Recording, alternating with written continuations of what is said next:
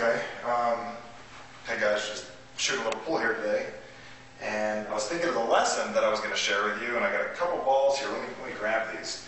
And I don't know if any of you have ever played pool before, but typically you take the cue ball and you take the, this, and you put the cue ball together, and or stripes or solids, and you knock the ball into the hole, whether you're solids or stripes. Now, at the end of the game, your outcome is to make sure you knock the 8 ball in last. Now, I almost knocked it in the middle of the game, and I would have immediately lost the game right there. Now, a lot of times people say, Mike, when it comes down to communicating with people, is there a way and a certain way to do things and a certain way to not do things? Well, just like pool, the idea is to get the 8 ball in at the end of the game.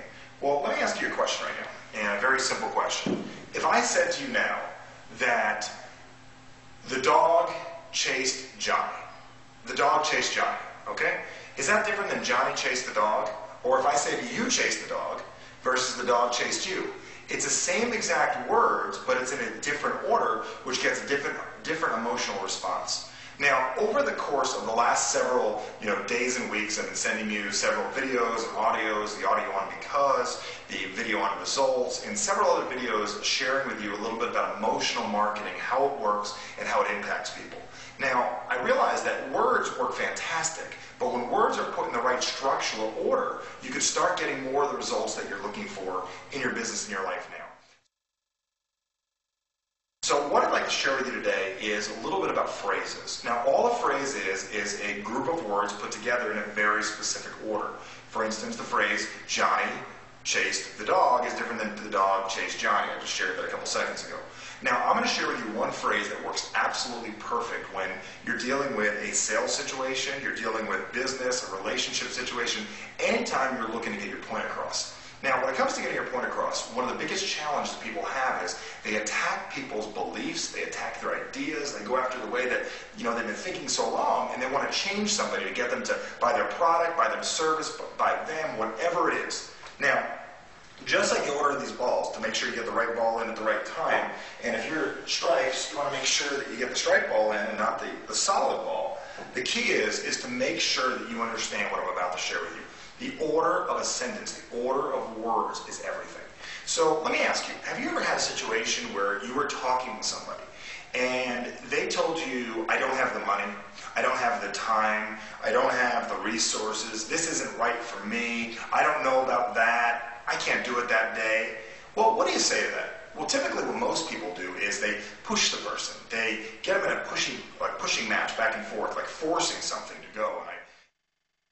In a past video, I shared a little bit about the jiu-jitsu approach to selling, when you can, talk to somebody in a way that is more comfortable for them, where you're moving energy instead of actually, forcing something to move. Well, I'm going to share with you a very simple technique that just the sheer fact that Deborah and I were talking about this technique the other day, or actually talking about this, she actually used it on me and I didn't even realize it happened. Well, we were having a communication back and forth where we weren't agreeing on one thing. Have you ever had that before where, two people that are, strong-minded, or you and a prospect, or, at heads with each other, you're like this, two things are not, no one's getting their point across. And out of nowhere, she said, Mike, are we going to shoot that video? Make sure we shoot that video on, maybe you're right.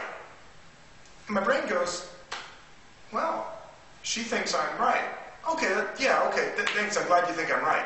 And she goes, right about what? I said, well, you just said I'm right. And she said, no, I didn't say that you're right. She said, when are we going to shoot the video on maybe you're right? And it got me to realize that that phrase, maybe you're right, takes the position of, getting somebody to open a door again instead of having a door closed. Have you ever noticed that before? If you argue with someone and says, I don't have the money. What do you mean you don't have the money? I don't have the money. What do you mean you don't have the money? I don't have the money. What do you mean you don't have the money? I'm not interested. What do you mean you're not interested? Don't you know this about the company? Don't you know that about the company? Don't you know this, that, this, that? And you're fighting back and forth. But if you turn that around when someone says, I don't have the money, and you were to say, maybe you're right,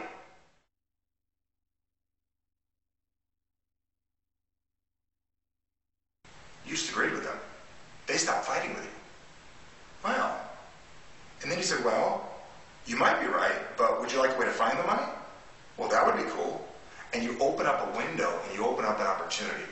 The key of using phrases and using the correct phrase at the right time, because if you just walk into a meeting and you say, maybe you're right, They're going to say, well, right about what? But at that time, when you just agree with them, when they don't expect you to agree with them, it absolutely breaks their pattern. Just like in pool, if you put the wrong ball in at the wrong time, it's never going to get you the result that you're truly looking for.